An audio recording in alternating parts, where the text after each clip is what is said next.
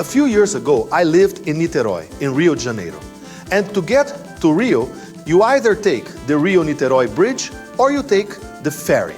I thought the ferry was fantastic because on Fridays, a group of people would play some music, the ferry samba. It was really nice, very pleasant.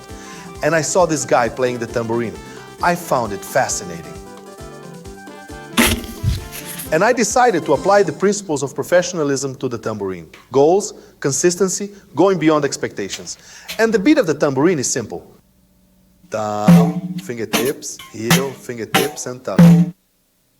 Down, fingertips, heel, fingertips, and down.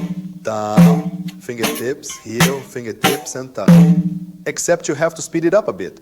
Down, fingertips, heel, fingertips, down, fingertips, heel. Simple. I set the goal, which was to play the tambourine.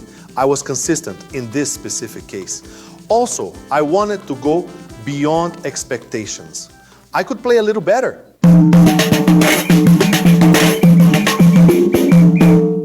Anyone can do it. Set your goal, be consistent, go beyond expectations, and you can do whatever you want.